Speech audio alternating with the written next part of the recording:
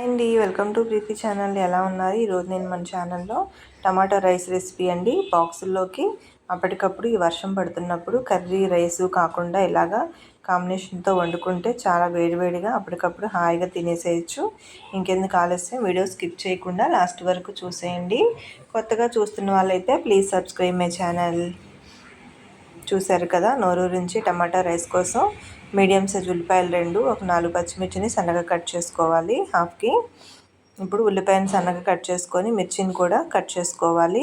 అలాగే ఒక పావు కేజీ వరకు టమాటాస్ తీసుకోవాలి, శుభ్రంగా కడిగి పక్కన పెట్టుకోవాలి. వీటిని కూడా సన్నగా కట్ చేసుకోవాలి. నెక్స్ట్ బియ్యాన్ని తీసుకొని ముందుగా నానబెట్టుకోవాలండి.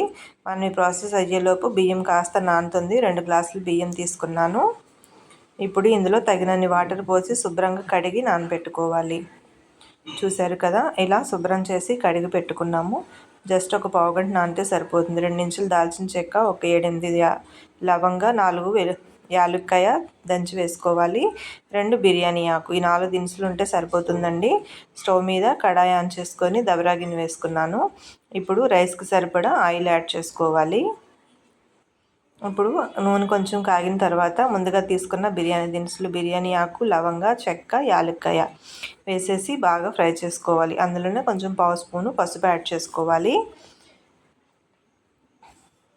చూశారు కదా, వీడియో స్కిప్ చేయకుండా లాస్ట్ వరకు చూసేయండి. మధ్యలో చెప్పే టిప్స్ అన్నీ ఫాలో అవుతూ సేమ్ యాజ్ ఈజ్గా చేసుకుంటే రుచికరమైన టమాటా రైస్ రెడీ అయిపోతుంది.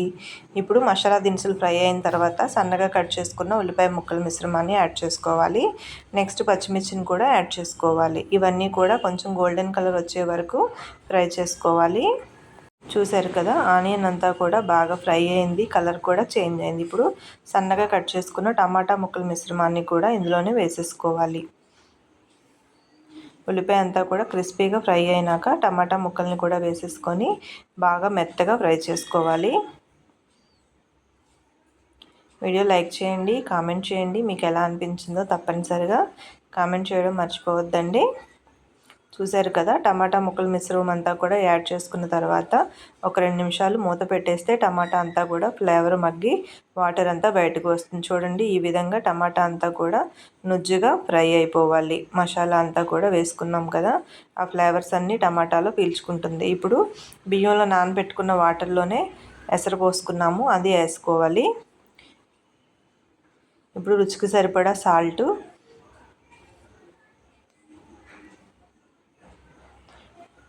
2 గ్లాసులు బియ్యానికి 4 గ్లాసులు వాటర్ యాడ్ చేసాం కదా, అందు 4 పావులు సాల్ట్ వేసాను.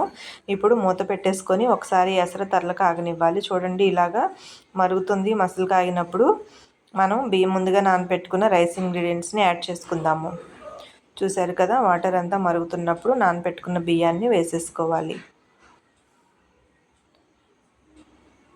ఆల్రెడీ మనం బియ్యంలో నానిన వాటర్ని వేసుకున్నాం కదా, ఎసరు ఫ్లేవర్స్ ఎక్కడికి పోవు. ఇప్పుడు ఈ బియ్యం అంతా కూడా కలిపేసుకోవాలి. చూశారు కదా, ఒకసారి బియ్యం అంతా కూడా కలిపేసుకుందాము. ఇంకా ఇందులో అల్లం వెల్లుల్లి పేస్ట్ వేయాల్సిన పని అయితే లేదండి. టమాటా ఫ్లేవర్తో మనకి రైస్ ఇంగ్రీడియంట్ అప్పటికప్పుడు చేసుకోవచ్చు వేడివేడిగా తినడానికి. లేదంటే లంచ్ బాక్స్లో చేసుకున్నా కూడా రైతాతో పని లేకుండా మంచి స్పైసీగా బాగుంటుంది. ఇప్పుడు బియ్యం అంతా కలిపేసుకున్నాక మూత పెట్టేసి ఎగ్జాక్ట్గా ఒక 10 మినిట్స్ చిన్న మంట మీద ఉడకనిచ్చేసేయాలి. మధ్యలో ఒకసారి చూడండి, బొడుపులు వస్తుంది కదా, రైస్ అంతా కూడా ఉడికిపోతుంది. చూసారా, ఎసరంతా కూడా తర్లమాగుతూ రైస్ అంతా కూడా ఉడికిపోతుంది. అలా మధ్య మధ్యలో ఒకసారి కలిపేస్తే 2 టైమ్స్ సరిపోతుంది. చూడండి, ఫ్లేవర్స్ అన్నీ కూడా మంచి స్మెల్ వస్తుంది నాకైతే. ఇప్పుడు మరొకసారి రైస్ అంతా కూడా కలిపేసుకుందాము. మీకు సాల్ట్ ఏమన్నా పడుతుందా అని డౌట్ వస్తే ఇప్పుడు ఒకసారి టేస్ట్ చూసుకొని సాల్ట్ వాటర్ ఉండగానే యాడ్ చేసుకోవాలి. వాటర్ పీల్చుకున్నాక సాల్ట్ వేసుకుంటే రైస్ అంతా చెదురుమదురు అయిపోతుంది. ఇప్పుడు స్టవ్ ఆఫ్ చేసేసుకుందాం ఒక 2 నిమిషాలకి. చూడండి, రైస్ అంతా కూడా దగ్గర పడిపోయింది, వాటర్ అంతా కూడా పీల్చేసుకుంది. ఇప్పుడు ఇది చిన్న మంట మీద పెట్టేస్తే ఆవిరి మీద ఈ మిగిలిన రిమైనింగ్ రైస్ అంతా కూడా ఉడికిపోతుంది. ఫుల్గా ఉడికిపోయే వరకు మనం మూత పెట్టేస్తే సరిపోతుంది. చూడండి, 5 నిమిషాలకి రైస్ అంతా కూడా ఎలా రైస్ కలర్ కూడా చేంజ్ అయిపోయింది. ఎట్లా రైస్ ఉడికిందో చూశారు కదా. ఇంకెందుకు ఆలస్యం, ఇలా మీరు కూడా టమాటా రైస్ని అప్పటికప్పుడు చేసుకోవచ్చు. సింపుల్గా రెడీ అయిపోయింది కదా. ఇప్పుడు ఈ రైస్ మిశ్రమాన్ని మనము ప్లేట్లో సర్వ్ చేసుకుందాం. దీనికి చికెన్ పచ్చడి వేసాను నేను. చాలా అంటే చాలా టేస్టీగా చాలా బాగుంది. ఉత్తనే టమాటా రైస్ని సింపుల్గా కూడా తినేసేయచ్చు. కర్రీ కానీ రైతా కానీ ఏం అవసరం లేదండి. అంత టేస్ట్ బాగుంటుంది. మీరు కూడా ట్రై చేసి ఈ రైస్ మీకు ఎలా అనిపించిందో నాకు కామెంట్ చేయండి, లైక్ చేయండి. కొత్తగా చూస్తున్న వాళ్ళైతే ప్లీజ్ సబ్స్క్రైబ్ మై ఛానల్. ఇంకా మీ ఫ్రెండ్స్కి రిలేటివ్స్కి కూడా షేర్ చేయండి friends. Thank you for your support. Thank you.